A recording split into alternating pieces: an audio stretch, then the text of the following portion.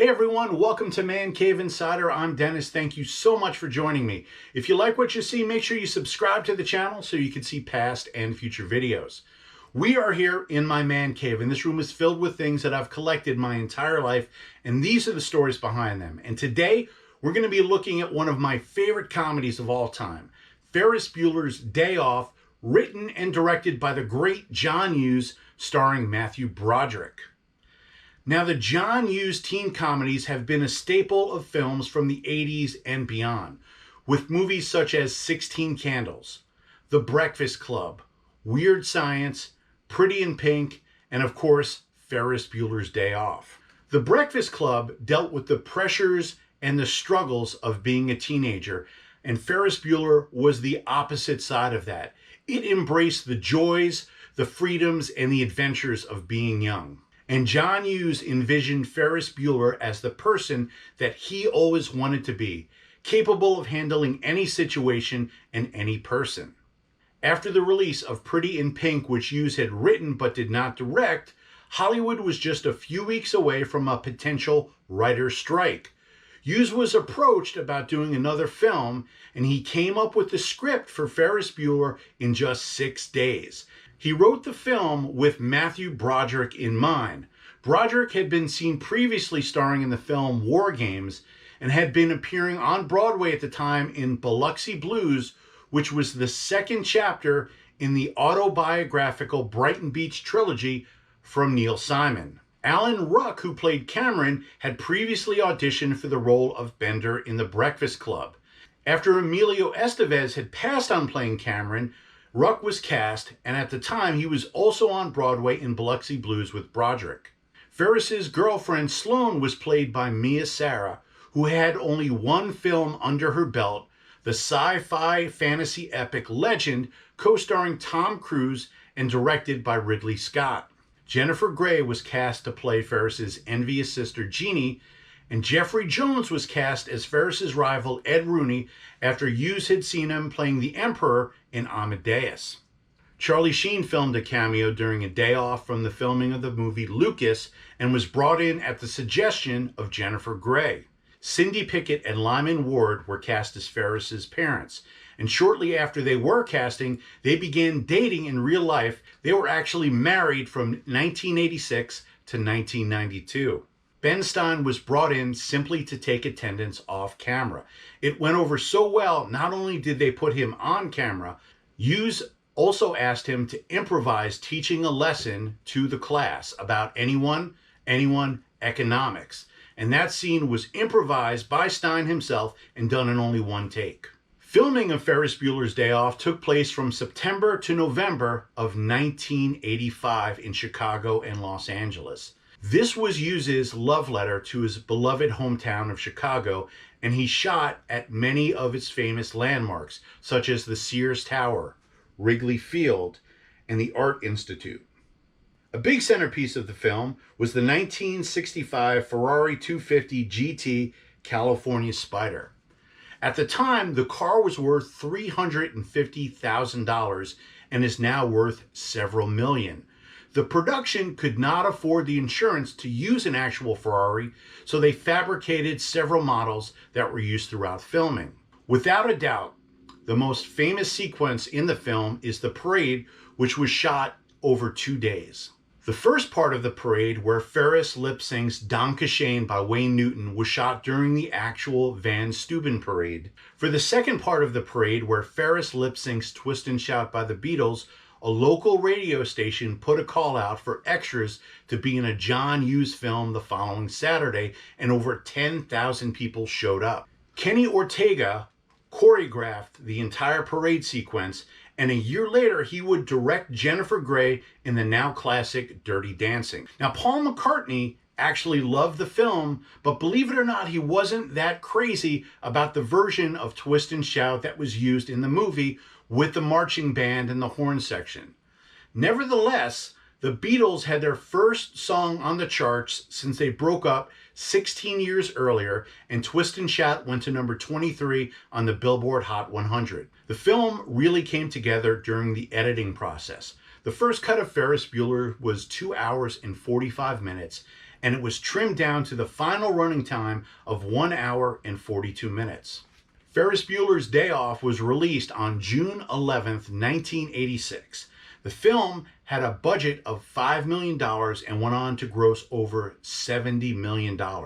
And in 2014, it was admitted into the National Film Registry. At one point, Matthew Broderick had signed on to do a sequel to Ferris Bueller. But after several meetings with John Hughes, they abandoned the project because they felt they could not come up with a premise that was as good enough as the first one. In 1990, NBC aired the television series Ferris Bueller with no involvement from John Hughes. It starred Charlie Slater in the lead role and featured Jennifer Aniston playing his sister Jeannie 4 years before the first episode of Friends. The series received poor reviews, low ratings, and was canceled after only 13 episodes. John Hughes would go on to write and direct many other films, but Ferris Bueller's Day Off was the last teen comedy that he ever wrote and directed. Hughes passed away in 2009, and the following year he was honored at a segment of that year's Academy Awards featuring cast members of previous films.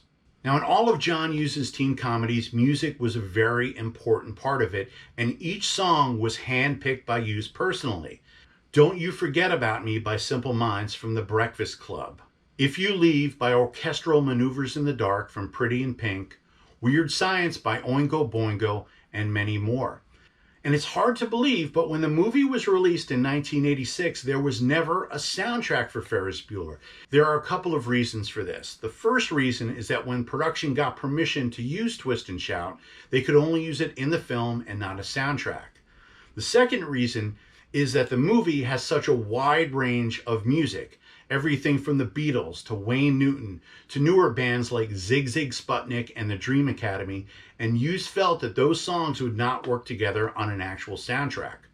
But to celebrate the 30th anniversary of the film in 2016, a limited edition soundtrack was released on CD, and there were only 5,000 copies printed, and I was able to get my hands on one of them. So let's go ahead and let's take a look at the Blu-ray and CD of Ferris Bueller.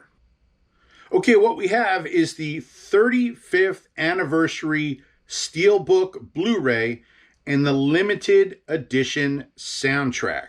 The Blu-ray also comes with a digital copy,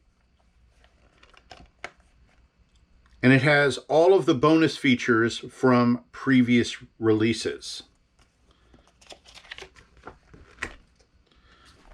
The artwork has Ferris in the Ferrari, and on the inside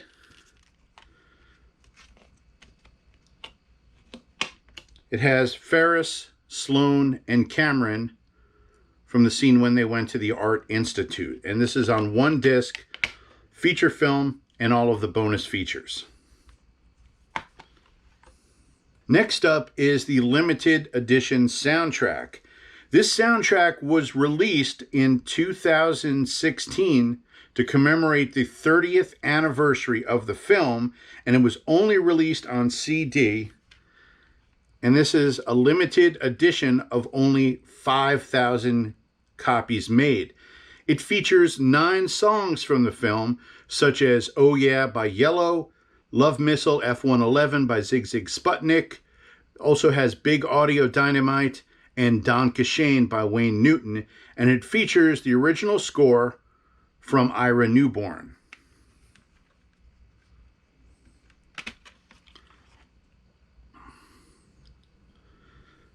Has a picture of the 3 main characters, and it also comes with a great booklet about 30 pages long, which talks about the film,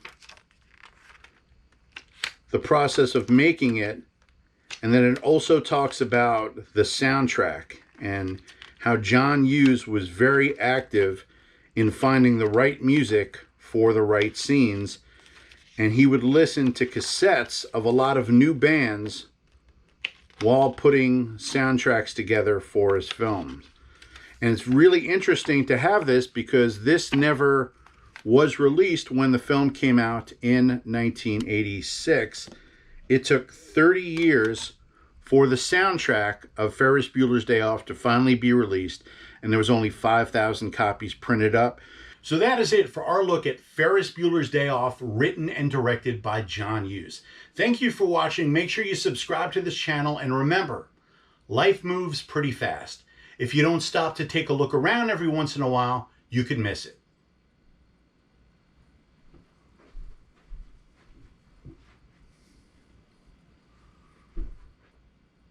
You're still here?